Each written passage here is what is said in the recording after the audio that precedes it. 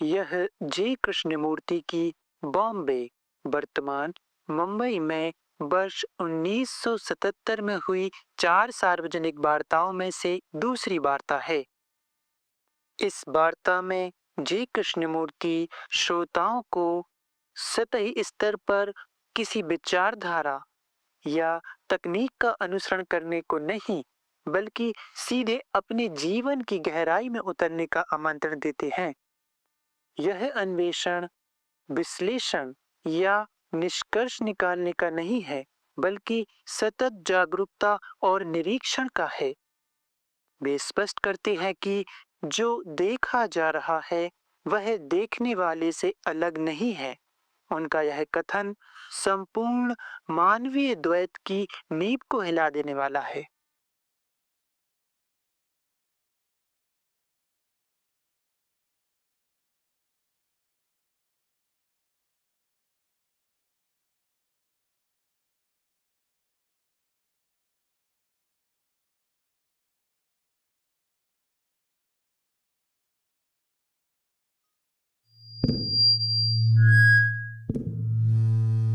हम वहीं से आगे बढ़ने जा रहे हैं जहां जहां हम कल शाम रुके थे।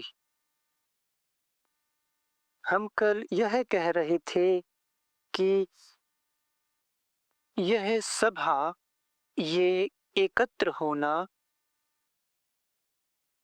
मुख्यतः मानव मन के रूपांतरण के उद्देश्य से है। सभी मानवीय दुख, विषाद, पीड़ा, कष्ट, इन सब की जड़ को समझना और रूपांतरित करना इस वार्ता का लक्ष्य है। और हमने यह भी कहा था कि संप्रेषण, कम्युनिकेशन बहुत महत्वपूर्ण है, कि हम एक दूसरे को समझें, कि हम साथ में सोचें और एक यात्रा पर चलें।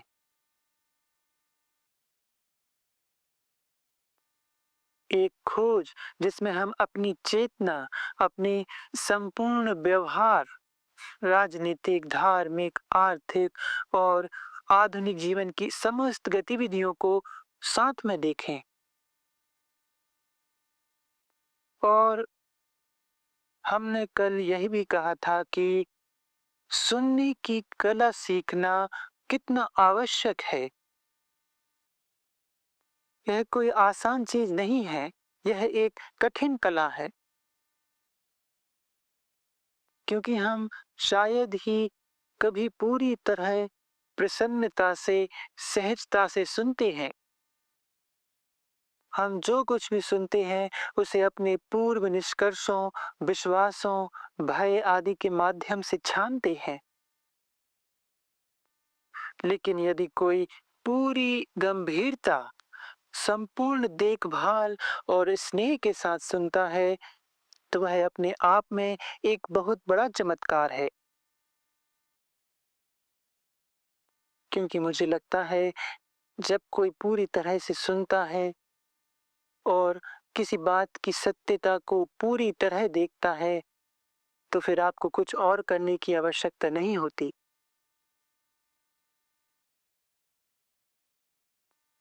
और हम कल यह कह रहे थे कि हमारी चेतना की सामग्री ही चेतना है। आपके मन और हृदय में जो कुछ भी सामग्री है, वही आपकी चेतना है। यदि वह सामग्री ना हो, तो वह चेतना, जैसी हम जानते हैं, अस्तित्व में नहीं रहेगी। और कल हमने यह भी कहा था कि चेतना की उस सामग्री में एक प्रमुख तत्व है कुछ, कुछ बनने की निरंतर कोशिश। यह निरंतर संघर्ष, कुछ बनने, किसी चीज को प्राप्त करने, किसी अवस्था तक पहुंचने का प्रयास, चाहे वह सकारात्मक हो या नकारात्मक। कृपया याद रखें, जैसा हमने कल कहा था, हम यहाँ कोई भाषण नहीं सुन रहे हैं और ना ही किसी विशेष प्रकार के विचारों को सुन रहे हैं। हम साथ में विचार कर रहे हैं। आपके मन, आपके व्यवहार, आपके जीवन की पूरी संरचना, आपके विचारों, उद्देश्यों और जीवन के अर्थ को हम साथ में देख रहे हैं। हम मिलकर इसकी जांच कर रहे हैं, एक साथ। इसका अर्थ है आपकी भी जिम्मेदारी है इस सोच में भाग लेने की। केवल जो कहा जा रहा है उसे स्वीकार कर लेना या नकार देना पर्याप्त नहीं है। आपको उसमें भाग लेना होगा, उसे खोजना होगा। और कल हमने यह भी देखा कि चेतना की सामग्री में न केवल यह बनने की निरंतर कोशिश शामिल है, बल्कि वे मानसिक चोटें भी हैं जो जीवन में हमें लगती रही हैं। और क्या यह संभव है कि हम उन घावों से मुक्त हो सकें? क्योंकि यह बहुत महत्वपूर्ण है। जब तक हम उन घावों से मुक्त नहीं होते, हम आक्रामक, हिंसक, निर्दयी हो जाते हैं। और जहाँ पीड़ा है, वहाँ स्नेह, प्रेम संभव नहीं है। हमने कल इस बारे में काफी बात की थी। और हमने अव्यवस्था, डिसऑर्डर पर भी चर्चा की थी। हमारी चेतना, कॉन्शियसनेस अव्यवस्था में है। यह कि एक गहरा विरोधाभास है। एक इच्छा के विरुद्ध दूसरी कई इच्छाएं हैं। एक क्रिया दूसरी क्रिया के विरुद्ध होती है। कुछ कहते हैं, कुछ और ही करते हैं, जो कि विरोधाभास है। विरोधाभास तब उत्पन्न होता है जब हम तुलना करते हैं, खुद को ढालते हैं, अनुकरण करते हैं। और अव्यवस्था भी तब होती है जब हम किसी सत्ता को स्वीकार करते हैं। हमने यह देखा था कि सत्ता जीवन के हर चरण में ही नहीं, बल्कि विशेषकर तथाकथित मनोवैज्ञानिक और धार्मिक क्षेत्र में भी विकृति लाती है। और आज शाम हम आगे बढ़ते हुए अपनी चेतना की संपूर्ण गति को देखेंगे। मुझे नहीं पता कि क्या आपने कभी ध्यान दिया है या नहीं कि हमारा पूरा जीवन, हमारी पूरी गतिविधि विचार पर आधारित है। आप जो कुछ भी करते हैं, वह सब विचार पर आधारित होता है। संपूर्ण तकनीकी दुनिया विचार पर आधारित होती है। धार्मिक दुनिया विचार पर आधारित होती है। राजनीतिक, सामाजिक व्यवस्था, सभी जो कुछ भी मनुष्य ने रचा है या आगे करेगा या पहले किया है, वह सब विचार से ही निकला है। मुझे लगता है ये सब तो जाहिर ही है। और यह समझना बहुत महत्वपूर्ण है कि विचार का स्वभाव, उसकी प्रकृति और उसकी संरचना क्या है। क्योंकि हमारी पूरी सभ्यता, हमारी संस्कृति, हमारी सारी गतिविधियां मूलतः विचार पर आधारित है। मुझे नहीं लगता कि कोई भी इस बात पर संदेह कर सकता है या प्रश्न उठा सकता है,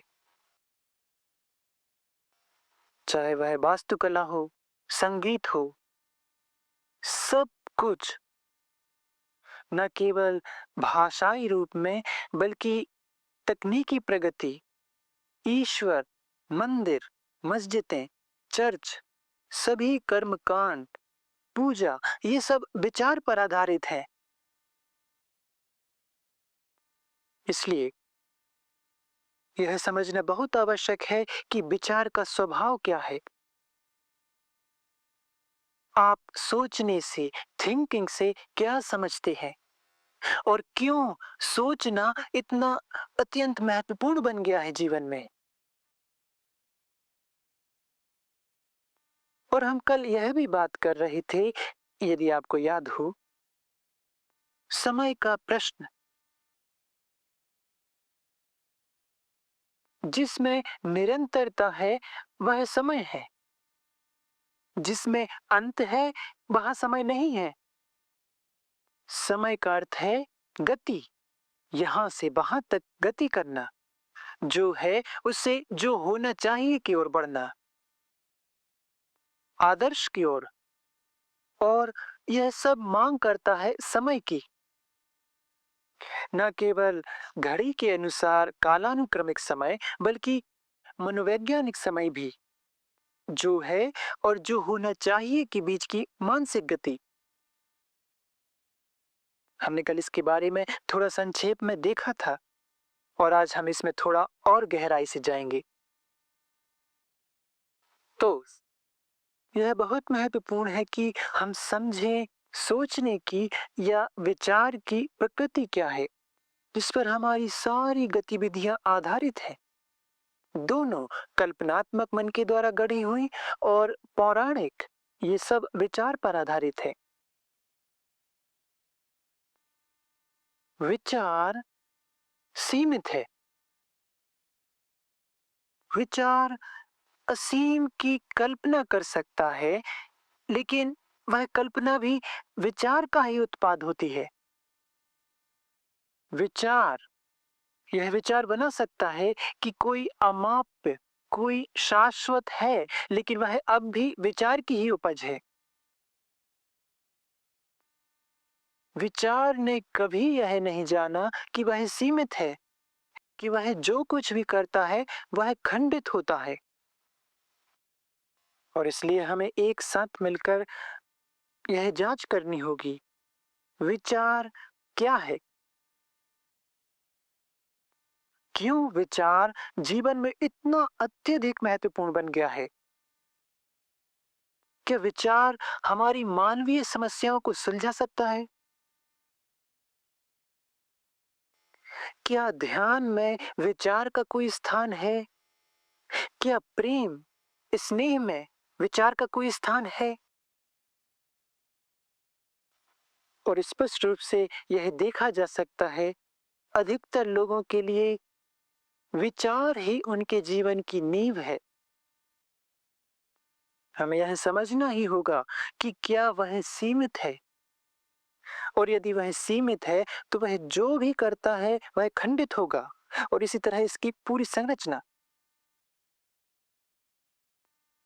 और यही अब हम साथ में जांचने जा रहे हैं, एक साथ। और साथ में से मेरा मतलब है कि आप केवल वक्ता की बातों को सतही रूप में स्वीकार नहीं कर रहे, अर्थात न तो स्वीकार और न ही अस्वीकार करें, बल्कि उसमें जांच करें, एक यात्रा करें इस अत्यंत ही जटिल प्रश्न में। और इसलिए इसके लिए आपका ध्यान चाहिए, अटेंशन, देखभाल चाहिए, और साथ ही बहुत अधिक स्नेह की आवश्यकता है, क्योंकि प्रेम समय का नहीं है। प्रेम कोई चीज नहीं जिसे याद रखा जाए। और आपको सचमुच सच्चा स्नेह, देखभाल और ध्यान चाहिए, अटेंशन चाहिए, यदि आप जांचना चाहते हैं, इस जटिल समस्या की यात्रा में उतरना चाहते हैं। और मुझे आशा है कि आपके पास वह है। विचार ने मानव जाति को विभाजित कर दिया है राष्ट्रीयताओं में। उसने इस संसार को भौगोलिक रंगीन टुकड़ों में बांट दिया है। उसने झंडे, देशभक्ति की भावना का आविष्कार किया है। उसने युद्धों और युद्ध के सभी साधनों का निर्माण किया है। हमारी सभ्यता युद्ध पर आधारित है और हथियारों के निर्माण पर। और यह सब विचार का उत्पाद है। विचार ने चिकित्सा, शल्य चिकित्सा, पुरातत्व, जीव विज्ञान, इन सभी प्रश्नों में भी प्रवेश किया है। यह सब विचार की ही गति है और विचार सोचता है कि वह हमारी सभी मानवीय समस्याओं को हल कर सकता है। क्या ऐसा नहीं है? अगर हम केवल स्पष्ट रूप से सोच सकें, तो हमें अपनी समस्याओं को हल करने में सक्षम होना चाहिए। अब हम यह प्रश्न करने जा रहे हैं कि क्या विचार हमारी समस्याओं को वास्तव में हल कर सकता है? मानवीय समस्याओं को, तकनीकी नहीं। मुझे आशा है कि यह प्रश्न बिल्कुल स्पष्ट है। नॉलेज, ज्ञान क्या है जिस पर विचार आधारित है? ज्ञान अनुभव है। अनुभव से ज्ञान आता है और ज्ञान अतीत है। कृपया इसे ध्यान से समझिए। मानव जाति ने सहस्त्राब्दियों से सहस्त्राब्दियों का अनुभव किया है और वह अनुभव ज्ञान बनकर मस्तिष्क में संचित हो गया है। वह ज्ञान मस्तिष्क में संग्रहित है और वही स्मृति बन जाता है। वह ज्ञान मस्तिष्क में संग्रहित है और वही स्मृति बन जाता है और स्मृति की प्रतिक्रिया है सोचना, थिंकिंग। सही? तो विचार अतीत की प्रतिक्रिया है, इसलिए यह खंडित है, यह संपूर्ण नहीं है। सही? कृपया सहमत ना हो, बहुत ही संशयवादी बनिए। लेकिन संशयवाद को भी कुत्ते की तरह एक पट्टी पर बांध कर रखना होता है। आप कुत्ते को कभी-कभी पार्क में दौड़ने देते हैं, कभी-कभी, लेकिन उसे पट्टे से बांध कर ही रखते हैं। उसी तरह आपको भी बहुत अधिक संशय, संदेह रखना चाहिए, लेकिन उसे सुंदरता और गरिमा के साथ हल्के से पकड़कर। इसलिए हम पूछ रहे हैं, कृपया इसे स्वीकार ना करें, बल्कि खोजें, साथ मिलकर जांच करें, क्योंकि यह आपके जीवन, आपके दैनिक पीड़ादायक जीवन से संबंधित है। एक जीवन जो इतना कुरूप, भ्रमित, कठोर और अर्थहीन बन गया है। हम उसी की छानबीन कर रहे हैं और वह जीवन और उसकी गतिविधियां विचार पर आधारित हैं और विचार स्मृति की प्रतिक्रिया है। स्मृति जो संचित अनुभव के रूप में ज्ञान है, ज्ञान जो कि अतीत है। सही? यह स्पष्ट है। तो स्मृति समय में एक गति है। मुझे आशा है कि आप मेरे साथ साथ चल रही हैं। स्मृति समय में एक गति है और वह गति वर्तमान से मिलती है, स्वयं को संशोधित करती है और आगे बढ़ती है। अगर आप एक कैथोलिक हैं या हिंदू हैं या मुसलमान हैं, जो कि मन का संस्कार है, कंडीशनिंग है, जो कि अतीत है, परंपरा है, तो परंपरा वर्तमान से मिलती है, स्वयं को बदलती है। जैसे अब कैथोलिक ना रहना या हिंदू से बौद्ध बनना स्वयं को बदलती है और आगे बढ़ती है। यही है स्मृति के रूप में समय की गति। सही? मुझे आशा है कि आप ये सब समझ रहे हैं। कृपया इसे स्वयं में देखें। यह बहुत सरल हो जाएगा अगर आप यह देखें कि आप कैसे सोचते हैं। आप देखेंगे यह प्रक्रिया। तो विचार समय और माप की एक गति है। अधिक और कम, बेहतर और भी बेहतर, जो कि मापन है। सही। अतः विचार समय और माप में एक गति है और विचार को यह एहसास है कि वह निरंतर परिवर्तनशील है, एक प्रवाह में है, परिवर्तन में है।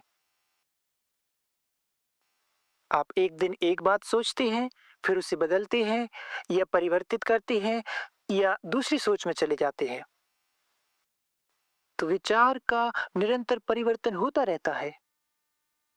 या तो वह स्वयं को बदलता है या किसी विशेष विश्वास से चिपका रहता है। तो विचार, कृपया इसे समझें, इसे स्वयं में देखिए। विचार समझता है कि वह परिवर्तनशील है, प्रवाह में है और इसलिए वह विचारक को स्थापित करता है एक स्थायी सत्ता के रूप में। आपने यह समझा? क्या नहीं?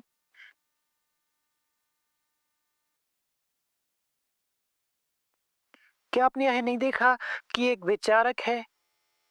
नहीं है क्या? आपके भीतर एक विचारक है ना? वह विचारक क्या है? क्या वह विचारक विचार के बिना हो सकता है?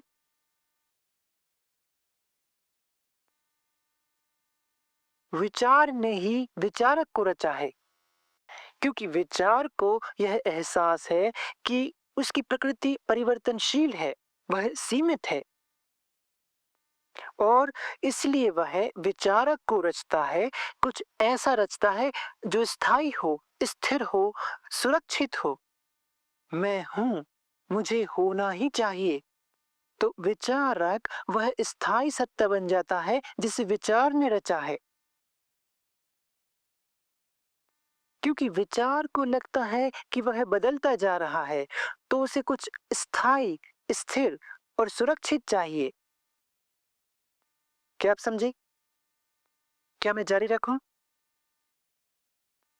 तो विचार विचारक को रचता है और विचारक भी अतीत है, जैसे विचार भी है।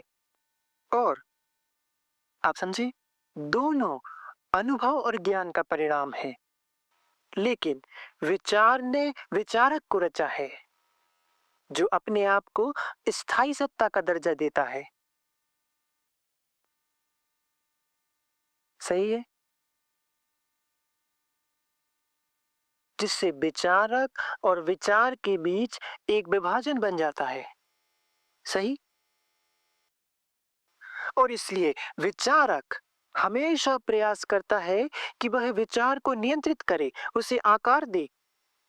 क्या आपने यह नहीं देखा? मुझे अलग तरह से सोचना चाहिए, मुझे अपने विचारों को नियंत्रित करना चाहिए। यही है, विचारक विचार पर अधिकार जताता है, उस पर नियंत्रण करता है।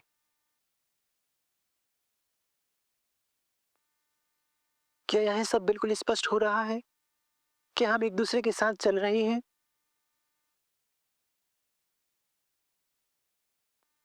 तो अगर आप इस बिंदु को समझते हैं कि विचारक स्वयं अतीत है, जैसे कि विचार भी है, और विचारक हमेशा देखने वाला होता है, ऑब्जर्वर, हमेशा से एक अलग इकाई जो कहता है मुझे ऐसा करना चाहिए, नहीं करना चाहिए, मुझे होना चाहिए, नहीं होना चाहिए। तो विचारक एक ऐसी सत्ता बन जाता है जिसमें एक स्थायित्व है, एक माना हुआ स्थायित्व। तो विचार और विचारक के बीच एक विभाजन होता है, लेकिन विचारक केवल विचार के माध्यम से ही मौजूद है। सही। वह स्वयं से मौजूद नहीं हो सकता। तो विचारक ही विचार है। सही। तो विचारक और विचार के बीच कोई विभाजन नहीं है। तो विचार और विचारक के बीच जो संघर्ष है वह समाप्त हो जाता है। मुझे आश्चर्य है कि क्या आप इसे देख पा रहे हैं, क्योंकि हमारा सारा जीवन एक निरंतर संघर्ष है, प्रयास है। और जहां प्रयास है वहां भय होगा ही।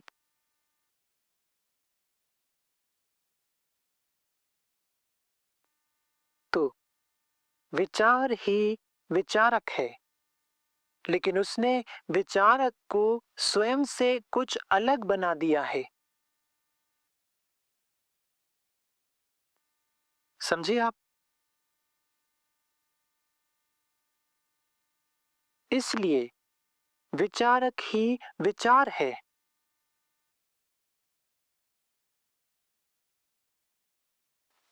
इसलिए आप इस विभाजन को पूरी तरह समाप्त कर देते हैं। सिर्फ सोचना ही है, सिर्फ और सिर्फ थिंकिंग। कोई स्थायी विचारक नहीं है जो सोचता है। आपने समझा? सिर्फ सोचने की क्रिया है, थिंकिंग। कोई स्थायी विचारक नहीं है जो सोचता है, कोई थिंकर नहीं।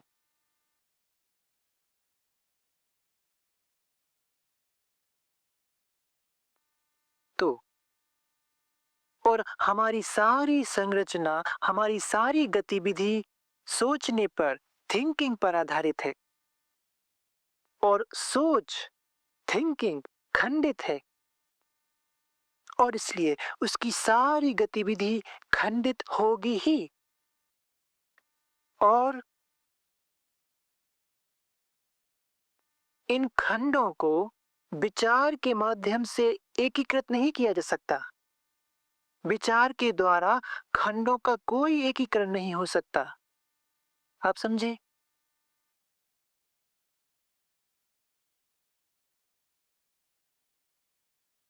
इसलिए केवल सोचना ही है, और इसलिए सारी सोचने की क्रिया ज्ञान की गति है, अतीत, समय और मापन के रूप में।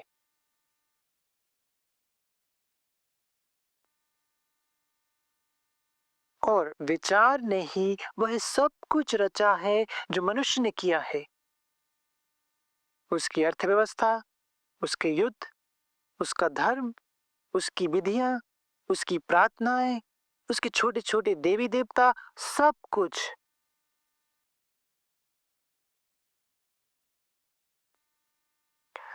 और विचार एक पदार्थगत प्रक्रिया है, क्योंकि विचार मस्तिष्क की स्मृति, मस्तिष्क की कोशिकाओं में निहित है, और इसलिए वह एक भौतिक प्रक्रिया है। विचार कभी आध्यात्मिक नहीं होता। वह ईश्वर की कल्पना कर सकता है जिसे वह आध्यात्मिक समझता है, या यह मान सकता है कि कोई अवस्था है जो आध्यात्मिक है, लेकिन जब तक सोचने की क्रिया है वह अभी भी पदार्थ गति है। आप समझे?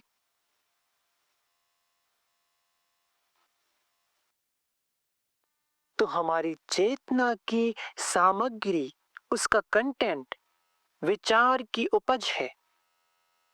सही?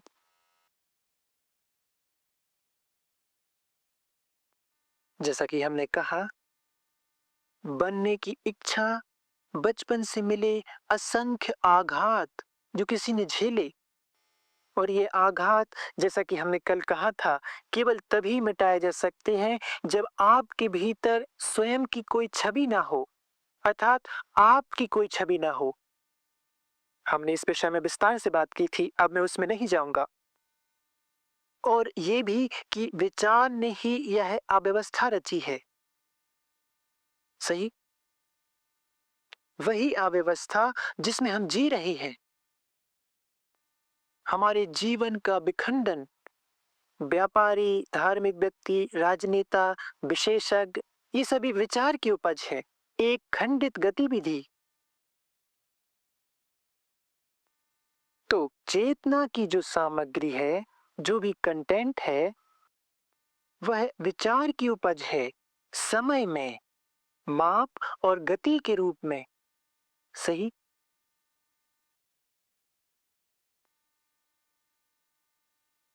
विचार की एक उपज है भय।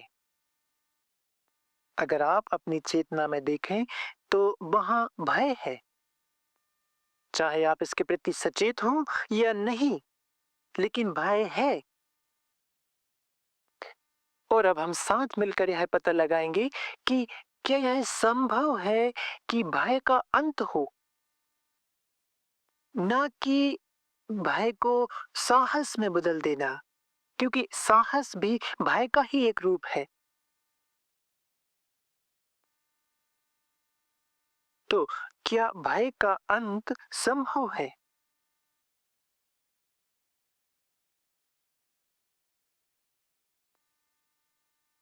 अगर आप कहें कि भय समय के माध्यम से समाप्त होगा, जैसा कि हमने कल चर्चा की थी कि मुझे थोड़ा समय दो ताकि मैं अपने भय पर विजय पा सकूं, तो वह समय की निरंतरता है और समय की निरंतरता ही भय की निरंतरता है। आप समझे? आपने समझा?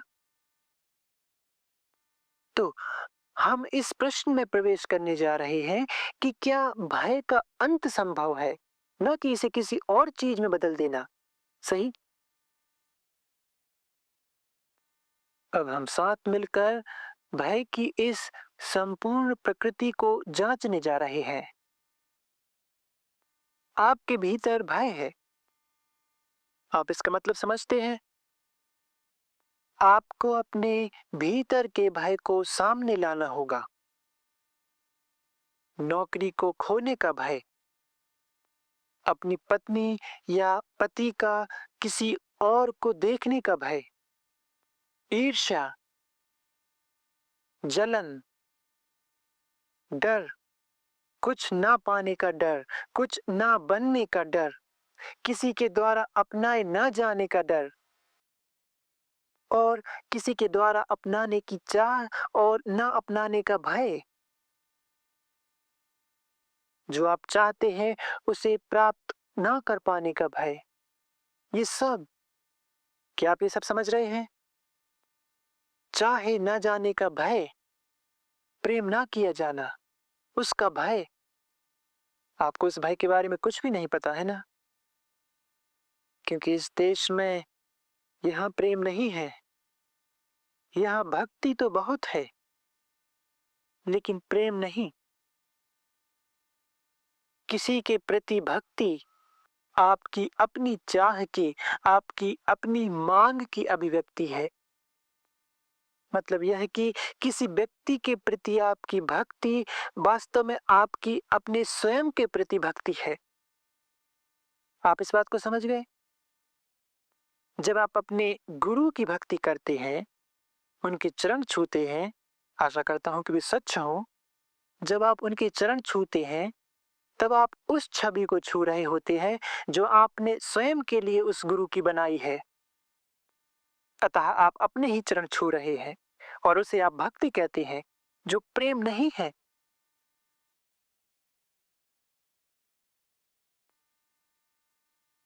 तो हम भय के प्रश्न की जांच कर रहे हैं। अकेले होने का भय। क्या आप जानते हैं अकेले शब्द का अर्थ? अंग्रेजी में अलोन शब्द का अर्थ ऑल वन। इस शब्द की सुंदरता देखिए।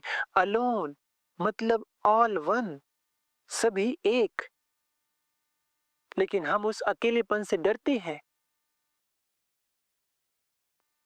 और फिर आता है अंतिम भय, मृत्यु का भय, अज्ञात का भय। हम इन सारे भय के रूपों को देखने जा रहे हैं, विस्तार में नहीं, लेकिन यह खोजने के लिए कि भय की जड़ क्या है। आपका भय, मेरा नहीं।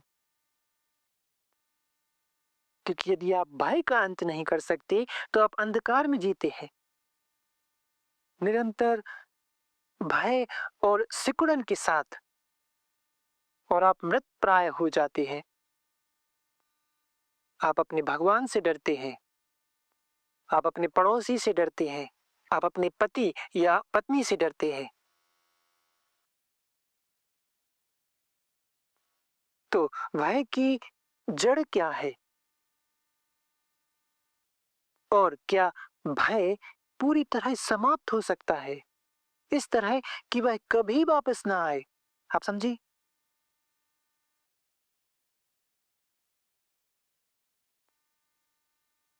यह बहुत ही अद्भुत प्रश्न है और आपको इसका उत्तर देना ही होगा यदि आप जानना चाहते हैं कि प्रेम क्या है, क्योंकि एक भयभीत मन कभी प्रेम नहीं कर सकता।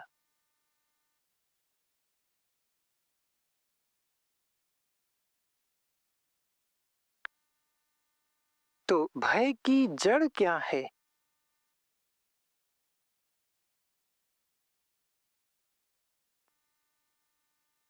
हम इस भय के वृक्ष की टहनियों, पत्तियों की बात नहीं कर रहे। हम मूल की बात कर रहे हैं, उसकी जड़ की। वह क्या है?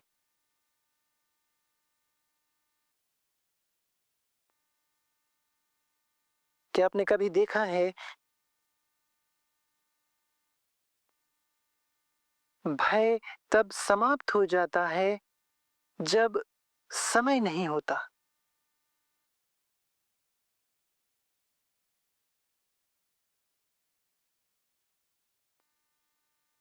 तो समय ही भय है। समय अतीत है, भविष्य है, वर्तमान है। आप समझे?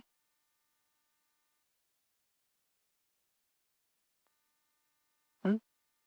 अगर कल ना होता तो क्या आप डरते? डरते क्या? कल नहीं है, आपके सामने कुछ भी नहीं है, आपके पास समय नहीं है, तो क्या तब भय होता? जाइए, ध्यान से जाइए इसमें। कृपया कृपया किसी की कही बात को मत स्वीकारिए, विशेष रूप से वक्ता की बात को। साथ मिलकर जांचिए।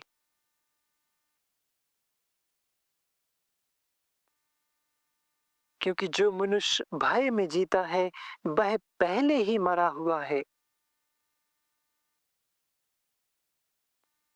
वह असंवेदनशील है, भीतर सिमट जाता है, कठोर हो जाता है, कुरूप बन जाता है और वह प्रकृति के साथ अपने सारे संबंध खो देता है। तो ये बहुत महत्वपूर्ण है यह पता लगाना कि क्या भय को समाप्त किया जा सकता है। केवल चेतन भय ही नहीं, बल्कि जो छिपे हुए भय हैं, उन्हें भी। देखिए, यदि मैं सुझाव दूं, भय जो आपको है, अभी नहीं, संभवतः इस समय आपको भय नहीं है, आप यहाँ बैठे हैं, लेकिन आप अपने अंदर जो भय हैं, उन्हें देख सकते हैं और देख सकते हैं कि उनका आप पर क्या असर होता है। आप झूठ बोलते हैं, आप धोखा देते हैं, दोहरी बात करते हैं, आप अपने ऊपर हर तरह की चालबाजी करते हैं। आप भय के कारण बहुत क्रूर हो जाते हैं। तो उस भय को देखना, अब जैसा कि मैंने कहा, ऑब्जर्व करना, अवलोकन करना, एनालाइज नहीं, विश्लेषण नहीं, भय को देखना बिना विश्लेषण के।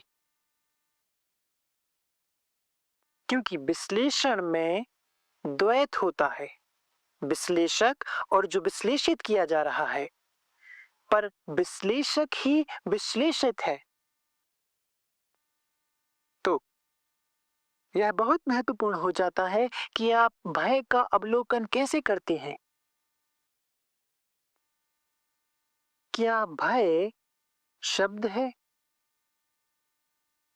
क्या शब्द भय भय को जन्म देता है, या क्या भय उस शब्द के बिना भी मौजूद है? क्या आप यह सब देख रहे हैं? हाँ? क्या आप स्वयं को देख रहे हैं? आप जानते हैं, मुझे भय है। एक उदाहरण के रूप में मैं अपने ही भीतर देखता हूँ। ठीक है, मुझे भय नहीं है, मैं आपको दिखाता हूँ। मनोवैज्ञानिक रूप से, शारीरिक रूप से मैं डरा हुआ नहीं हूँ, क्योंकि डरना बहुत मूर्खता है। यह अत्यंत अविवेकपूर्ण है। यह सारी संवेदनशीलता, सारा स्नेह नष्ट कर देता है।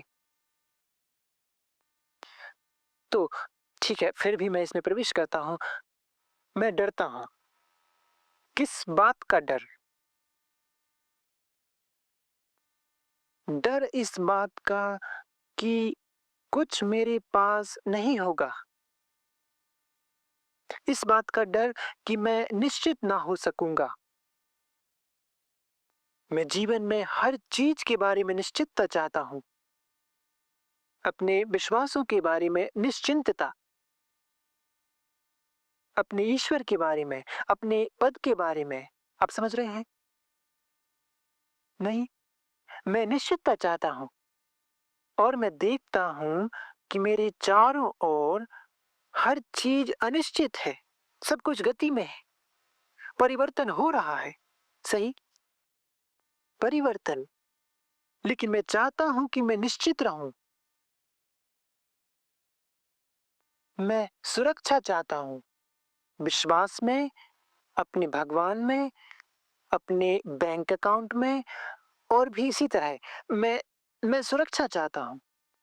तो मैं भयभीत होता हूं कि मैं सुरक्षित नहीं रहूंगा, अपनी पत्नी के साथ, अपने पति के साथ इत्यादि। मैं सुरक्षित रहना चाहता हूं, और यह मेरे भीतर भय पैदा करता है।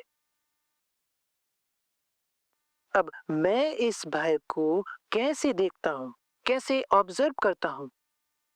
आप समझ रहे हैं? कृपया ध्यान दें। मैं इसकी जांच कर रहा हूँ। आप भी इसको अपने भीतर देखें, जैसे मैं अपने को दर्पण की तरह प्रस्तुत कर रहा हूँ। फिर उस दर्पण को तोड़ दीजिए।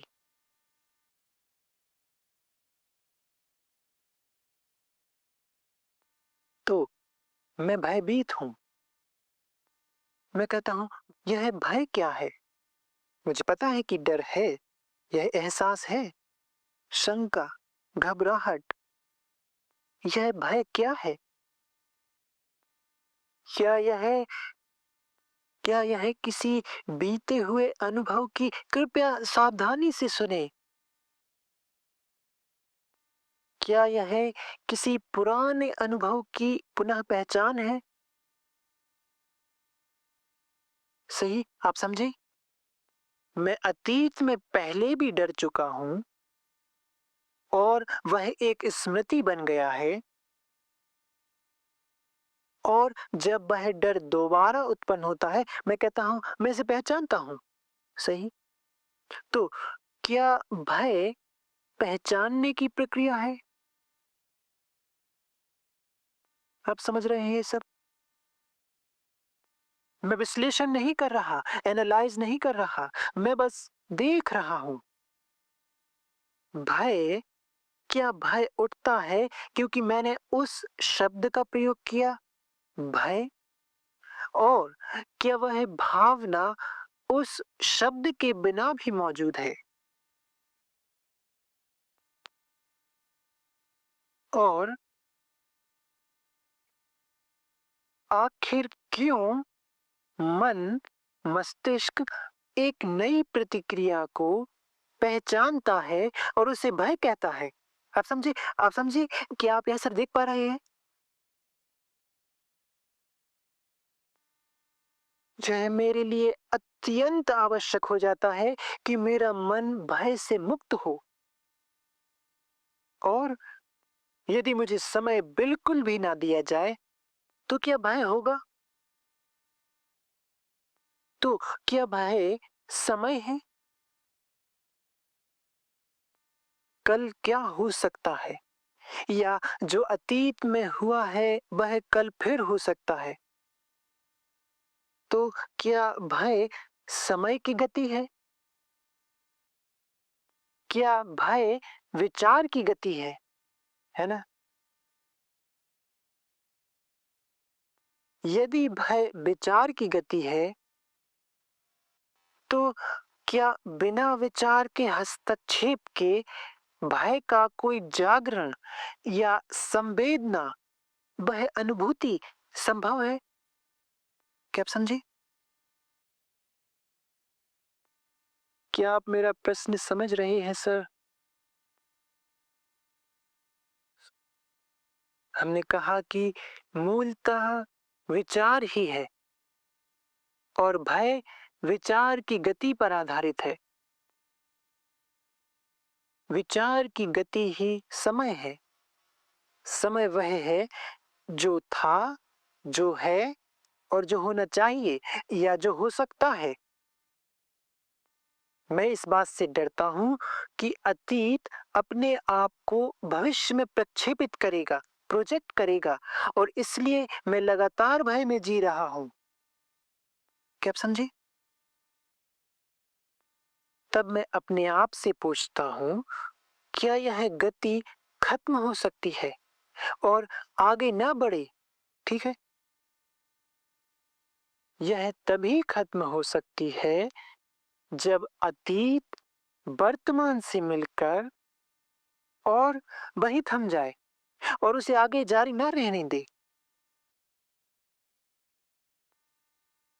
क्या आप यह सब समझ रहे हैं? देखिए सर, मैं अपने विश्वासों को खोने से डरता हूं। व्यक्तिगत रूप से मेरे पास किसी भी तरह के विश्वास नहीं है, पर फिर भी मान लीजिए मेरे भीतर कोई विश्वास है और मुझे डर है कि मैं उसे खो दूंगा। विश्वास मुझे सहारा देता है, शक्ति देता है, ऊर्जा देता है। शायद वह न्यूरोटिक विश्वास हो, एक तरह का मनोविकार, और सारे विश्वास न्यूरोटिक होते हैं। पर लेकिन मैं स्वीकार करता हूं, ये मुझे शक्ति देता है। लेकिन यह अतीत है, मुझे विश्वास है। विश्वास वर्तमान से मिलता है, खुद को संशोधित करता है और जारी रहता है, उस विश्वास को किसी और चीज में बदलकर या संशोधित होते हुए। मैं कह रहा हूं कि विश्वास वर्तमान से मिलकर वहीं समाप्त हो जाए, अर्थात कोई विश्वास नहीं रखना, क्योंकि तब मैं नहीं हूं और भय भी नहीं। आप ये समझे मेरे प्रश्न को? हे ईश्वर, मैं इसे कैसे व्यक्त करूं?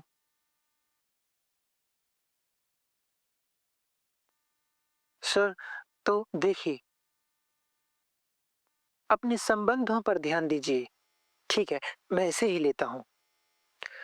अपने संबंधों को देखिए, अपनी पत्नी पति के साथ, लड़के लड़की के साथ अपने संबंधों को देखिए। क्या आप उस संबंध के प्रति सचेत हैं? और जब आप सचेत हैं, तो वह संबंध किस पर आधारित है?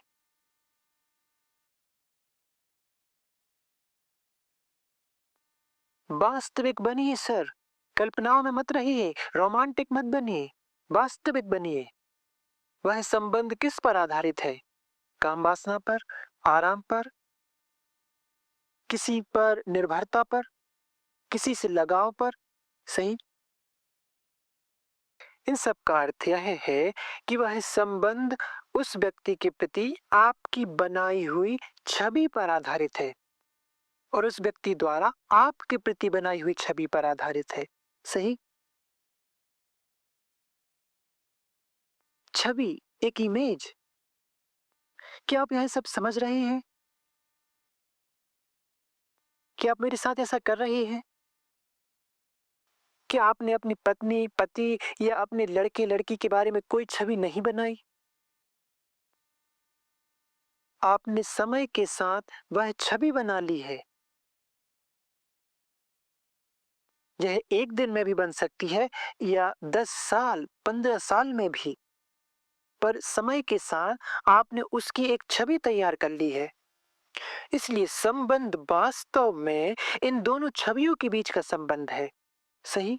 ना कि वास्तविक संबंध, सिवाय तब जब आप साथ सोते हो। अन्यथा वह संबंध तो दो छवियों के बीच का संबंध है और आप उस छवि को खो देने से डरते हैं, सही? क्योंकि तब आप कहेंगे कि मैं अपनी पत्नी को नहीं जानता, सही? तो क्या आप उस छवि को छोड़ सकते हैं और उस छवि से उत्पन्न भय का सामना कर सकते हैं? जब आप छवि को छोड़ देते हैं तो भय प्रकट होता है। उस भय को देखिए, उस भय को बहुत बारीकी से ऑब्जर्व कीजिए, देखिए। अब आप उसे कैसे देखेंगे, कैसे ऑब्जर्व करेंगे? भय आप ही हैं, आप भय से अलग नहीं हैं, ठीक है? तो क्या आप खुद को भय से अलग मानते हैं और कहते हैं मैं भय से अलग हूं, या आप कहते हैं मैं ही भय हूं? आप इस भिन्नता को देख पा रहे हैं? यदि आप कहते हैं मैं भय से अलग हूं, तो यह मैं विचार द्वारा निर्मित है, एक विचारक के रूप में जो अतीत है, जो भय को नियंत्रित करने की, भय को बदलने की, भय को तर्कसंगत बनाने की कोशिश कर रहा है। लेकिन यदि भय आप ही हैं, जो कि वास्तविकता है, तो फिर वहाँ क्रिया की एक पूरी तरह भिन्न प्रकृति होती है। क्या आप इसे देख रहे हैं? जो कि हे प्रभु, क्या आप अपनी ही जिंदगी से अवगत नहीं हैं? क्या मुझे आपको ये सारी बातें बतानी होंगी जो इतनी स्पष्ट हैं? ठीक है, मुझे देखना ही होगा। देखिए सर, मेरी शादी हुई है, मेरी पत्नी है। उसके पास मेरे बारे में एक छवि है और मेरे पास उसके बारे में एक छवि है, जो समय के साथ बनी है। दिनों के माध्यम से, महीनों के माध्यम से, वर्षों के माध्यम से। मेरा संबंध उस छवि के साथ है जो मैंने उसके बारे में बनाई है, और वह छवि वास्तविक है। देखिए इसे, देखिए इसे, बहाना मत कीजिए, इसे मान मत लीजिए। यह छवियां ही है। और मुझे डर लगता है कि अगर मैं उस छवि को खो दूं, तो मेरी पत्नी कौन है? वह क्या है? इसलिए मैं डरता हूँ और मैं उस छवि से चिपका रहता हूँ और मैं कहता हूँ, हाँ, मैं अपनी पत्नी को जानता हूँ। मैं अपनी पत्नी को जानता हूँ उस छवि के रूप में, या फिर पति को, या लड़का या लड़की को, जैसा भी हो। और इसलिए जब मैं उस छवि को छोड़ देता हूँ, तो आइसोलेशन, एक अलगाव का एहसास होता है, और वही अलगाव भय बन जाता है। अब आप उस भय को कैसे देखते हैं? क्या आप एक ऑब्जर्वर, एक प्रेक्षक के रूप में उसे देखते हैं, जो भय से अलग है, या केवल देखना होता है, केवल ऑब्जर्वेशन, जिसमें कोई ऑब्जर्वर नहीं होता, कोई प्रेक्षक नहीं? क्या आप मेरे प्रश्न को समझ रहे हैं? जिसमें कोई प्रेक्षक नहीं होता, ऑब्जर्वर नहीं होता, तब क्या होता है? क्या आप मेरा प्रश्न समझी? जो है, हमने परंपरा के माध्यम से, शिक्षा के माध्यम से, संस्कारों के माध्यम से यह सीखा है कि मैं भय से अलग हूँ। मुझे भय पर नियंत्रण पाना चाहिए, मुझे भय को तर्कसंगत बनाना चाहिए, और इसलिए एक विभाजन है देखे गए और देखे जाने वाले के बीच, ऑब्जर्वर और ऑब्जर्व के बीच, है ना? लेकिन देखने वाला ही देखी गई वस्तु है। तो फिर क्या होता है? क्या आप मेरा प्रश्न समझी? अर्थात जो है वह भय है ना? अ, मेरी आदत रही है ये कहना कि मैं अलग हूँ और फिर मैं उस पर क्रिया कर सकता हूँ। लेकिन अब मैं उस पर क्रिया नहीं करता। अब मैं देखता हूँ कि मैं ही वह हूँ, तब कोई क्रिया नहीं होती। सही? जब कोई क्रिया नहीं होती, तब क्या होता है?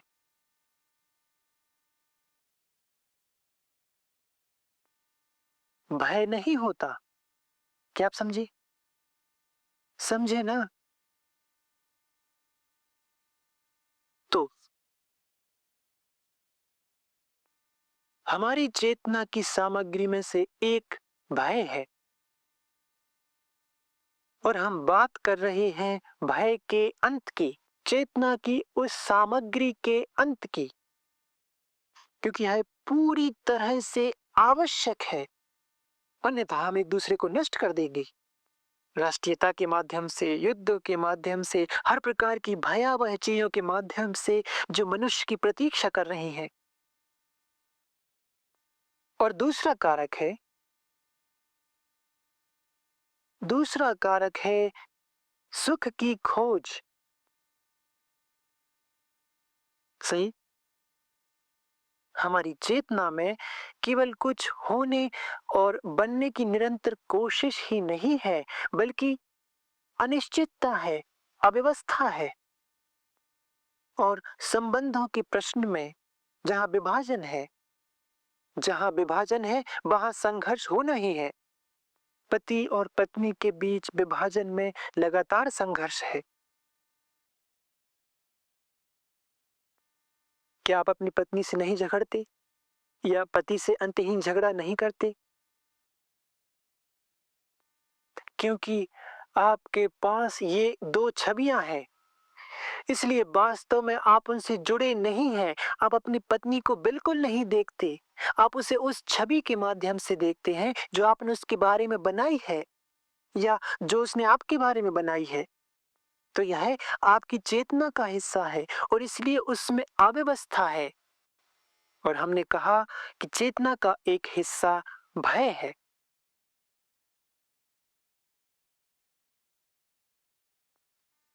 और अब हम सुख के संपूर्ण प्रश्न की जांच कर रहे हैं, जो हमारी चेतना में एक प्रमुख कारक है।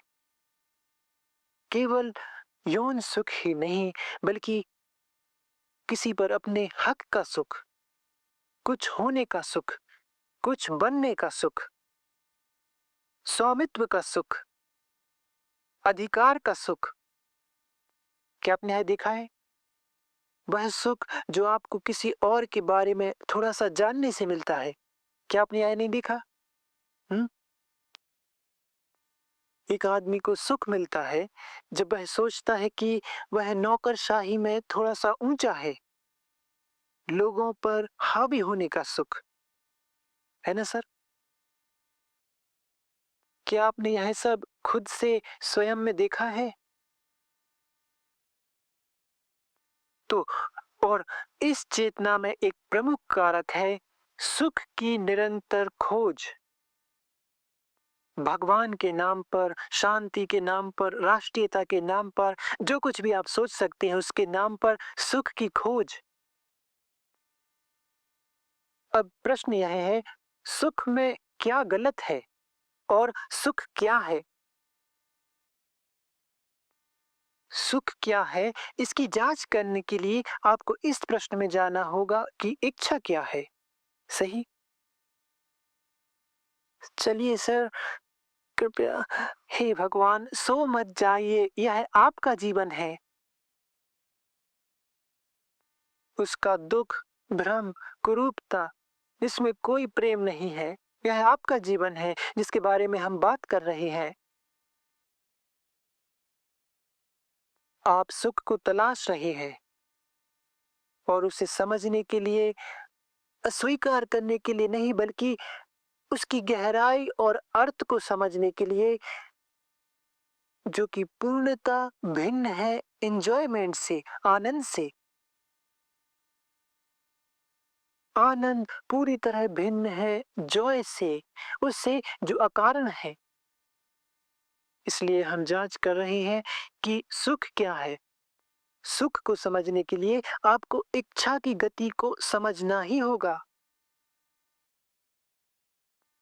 इच्छा क्या है, आप समझते हैं?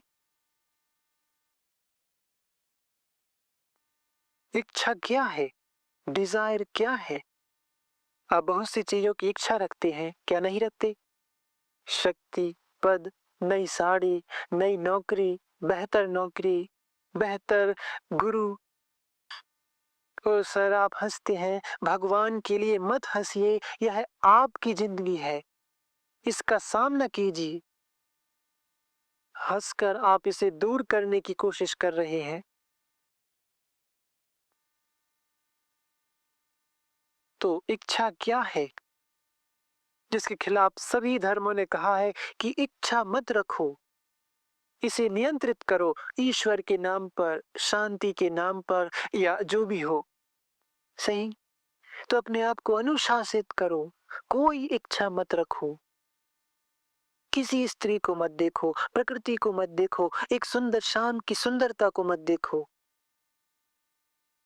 इसलिए उन्होंने आपके साथ जो किया है, आपने अपने साथ जो किया वह है, आपने सुंदरता को नष्ट कर दिया है, क्योंकि आपने कभी नहीं समझा कि इच्छा क्या है।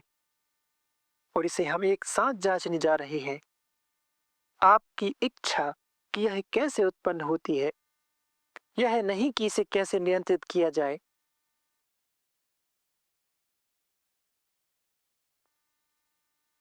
आप जानते हैं सर, शब्द अनुशासन, डिसिप्लिन का अर्थ है सीखना। वह अंग्रेजी के शब्द डिसाइपल से आया है, जिसका अर्थ होता है वह जो सीखने वाला है, जो सीखने के लिए तैयार है, ना कि वह जो नकल करने को तैयार है, आज्ञा मानने के लिए तैयार है। तो हम एक साथ यह सीख रहे हैं कि इच्छा, डिजायर क्या है। संभवतः आपने इसके बारे में कभी सोचा ही नहीं।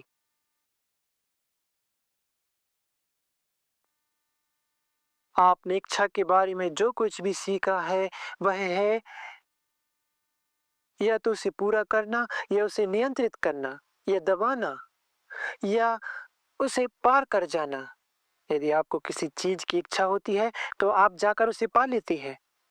अगर आपके पास पैसे नहीं हैं तो आप पैसे इकट्ठा करने की कोशिश करते हैं और फिर उसे खरीद लेते हैं, जो कि निरंतर इच्छा है। सही। क्या है इच्छा? इच्छा क्या है? जो भी मैं कह रहा हूं उसे स्वीकार मत करिए, यह कोई परिभाषा नहीं है।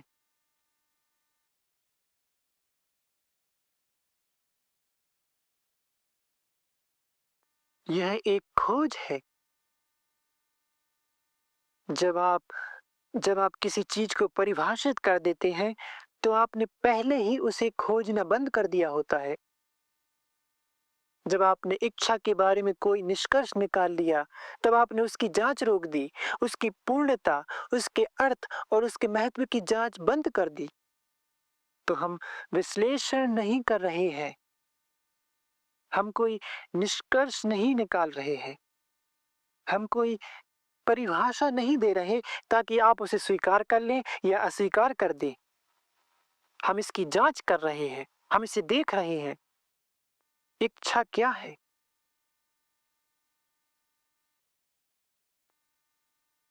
क्या इच्छा इच्छा संवेदना, सेंसेशन से शुरू नहीं होती? आप खिड़की से कुछ सुंदर देखते हैं, कोई कार, कोई स्त्री या कोई पुरुष, तब संवेदना होती है ना? फिर विचार आता है, फिर इच्छा, और इच्छा छवि बनाती है। आप इसे देख रहे हैं। संवेदना प्लस विचार इच्छा है उसकी छवि के साथ, है ना? यही है इच्छा की गति, मूवमेंट। संवेदना, सुंदर घर, एक सुंदर संध्या, एक अद्भुत सूर्यास्त, एक सुंदर चेहरा, उससे इंद्रियां जागृत होती हैं।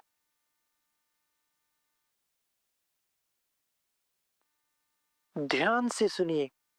फिर विचार आता है और कहता है इच्छा जन्मी। फिर इच्छा छवि बनाती है।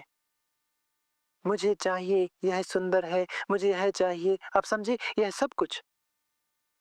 तो यह है संवेदना प्लस विचार, इच्छा, छवि, द इमेज।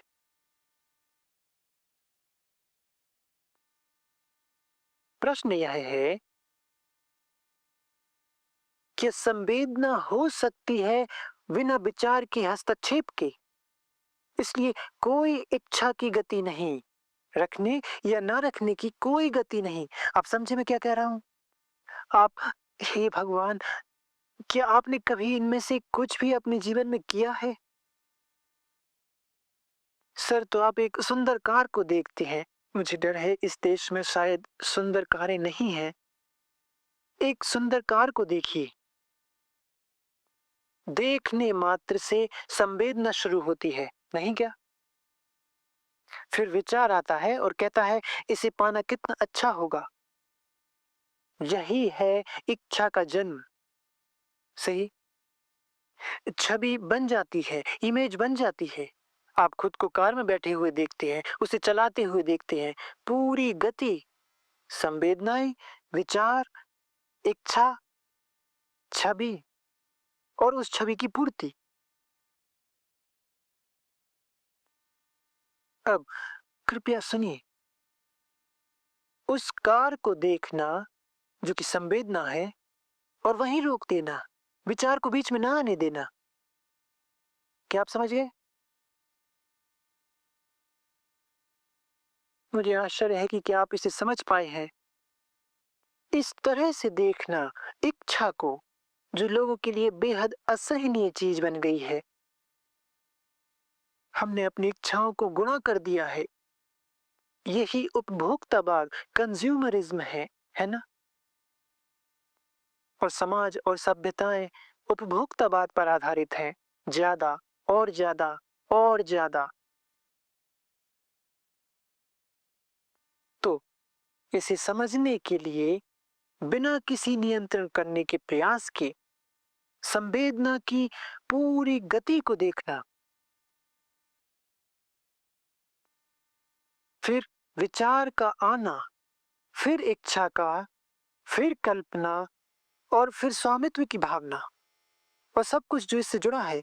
लेकिन पूरी तरह से, पूरी जागरूकता के साथ इंद्रियों की संवेदना को देखना और वहीं पर समाप्त कर देना।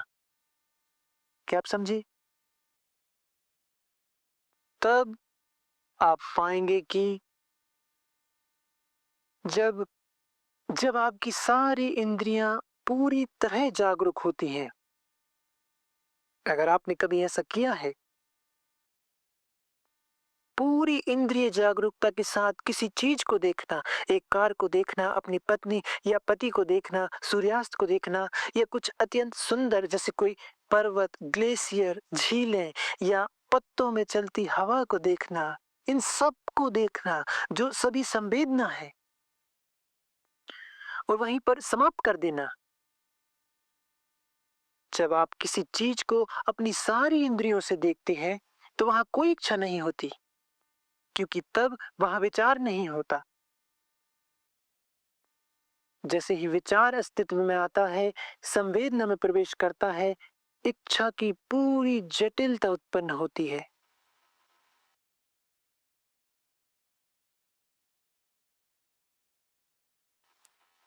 और इच्छा सुख की खोज बन जाती है, यौन सुख के रूप में या कई बहुत से अन्य रूपों में भी।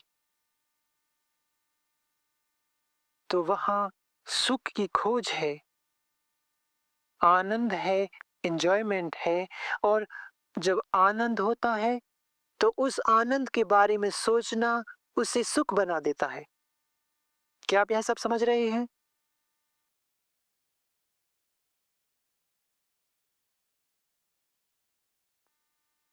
और जब जॉय होता है, वह जो अकारण है, आनंद से पूरी तरह भिन्न है। जॉय कुछ ऐसा है जिसे आप कभी आमंत्रित नहीं कर सकते, लेकिन एक बार जब वह आता है, वह होता है और फिर चला जाता है। फिर उसकी स्मृति रहती है और फिर विचार कहता है मुझे और चाहिए। फिर सुख की खोज शुरू हो जाती है। क्या आप यह सब समझ रहे हैं? तो आपकी चेतना की सामग्री में यह पूरी जटिलता, यह अव्यवस्था और यह आंतरिक संघर्ष मौजूद है। और हम कह रहे हैं रूपांतरण, इस सब का अंत, जो कि किसी पूर्णतः नई चीज की शुरुआत है, जिसकी आप संभवतः कल्पना भी नहीं कर सकते या जिसे आप आमंत्रित नहीं कर सकते।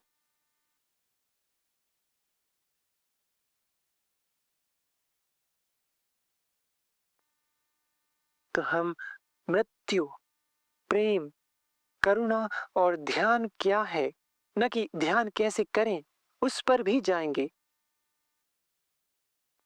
ध्यान कैसे करें ये नहीं, बल्कि ध्यान है क्या, यह हम अगली 2 और वार्ताओं में करेंगे, क्योंकि अन्यथा हम सब कुछ एक ही वार्ता में समाहित नहीं कर पाएंगे।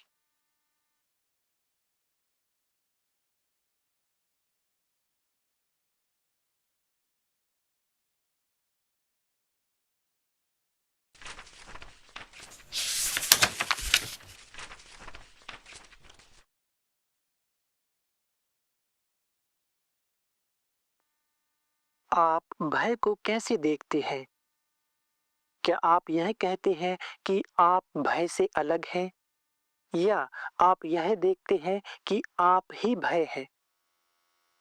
अगर आप कहते हैं कि मैं भय से अलग हूं, तो यह मैं विचार द्वारा निर्मित है, विचारक के रूप में, जो अतीत है और भय को नियंत्रित, बदलने या समझाने की कोशिश करता है।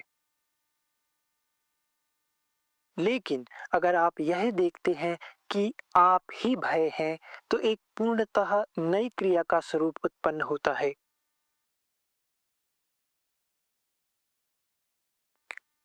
यदि आप स्वयं की छवि बनाकर संबंध में रहते हैं, जैसे पति पत्नी के बीच, तो आप छवियों के बीच संबंध में रहते हैं, न कि उस व्यक्ति के साथ वास्तविक संबंध में।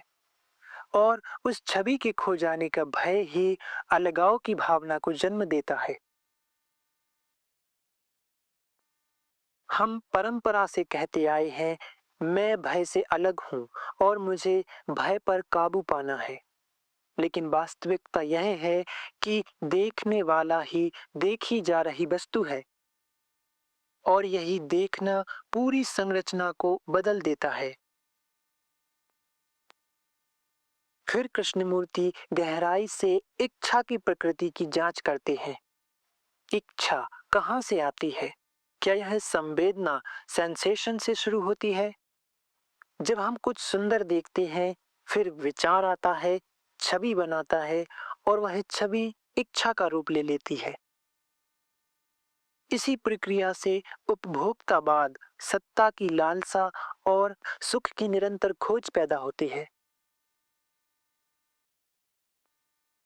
पर क्या संभव है कि हम केवल संवेदना तक ही रुक जाएं, बिना विचार के हस्तक्षेप के?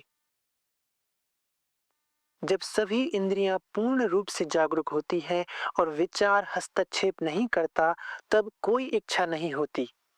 इच्छा तभी आती है जब विचार उस संवेदना के प्रति प्रतिक्रिया करता है।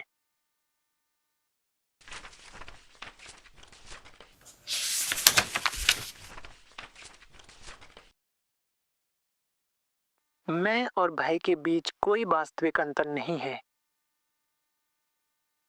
कृष्णमूर्ति दिखाते हैं कि मैं और भय दो अलग-अलग सत्ता नहीं है। मैं विचार द्वारा निर्मित एक छवि है और जब वह भय से अलग होने का दावा करती है, तो वह केवल स्वयं को स्थायी बनाए रखने की कोशिश कर रही होती है। यह विभाजन ही संघर्ष को जन्म देता है। इच्छा, संवेदना प्लस विचार प्लस छवि। इच्छा केवल एक तात्कालिक संवेदना नहीं है। जब संवेदना के बाद विचार आता है और छवि बनाकर कहता है मुझे चाहिए, तभी वह इच्छा बनती है। विचार के हस्तक्षेप से ही जटिलता उत्पन्न होती है। यही संवेदना वहीं पर समाप्त हो जाए बिना विचार के, तो कोई इच्छा नहीं होती। लेकिन जैसे ही विचार आता है, पूरी जटिलता शुरू हो जाती है। छवि, इच्छा, स्मृति, दोहराव, नियंत्रण और अंततः संघर्ष। सुख की खोज, आनंद, एंजॉयमेंट और जॉय, वह जो अकारण है, ये तीनों अलग है। आनंद, एंजॉयमेंट एक सीधा अनुभव है। जब विचार उस अनुभव को स्मृति बनाकर दोहराना चाहता है, तो वह सुख की खोज बन जाती है। और जॉय, वह जो अकारण है, वह कुछ ऐसा है जिसे हम आमंत्रित नहीं कर सकते। यह आता है, होता है और चला जाता है। पूर्ण जागरूकता ही परिवर्तन की शुरुआत है। भय, इच्छा, सुख की खोज हमारी चेतना की सामग्री है। जब यह सब जागरूकता में स्पष्ट रूप से देखा जाता है, तभी इसका अंत होता है। और यही अंत किसी नए की, किसी पूर्णता भिन्न आयाम की शुरुआत है, जिसे ना आमंत्रित किया जा सकता है, ना ही उसके बारे में कल्पना की जा सकती है।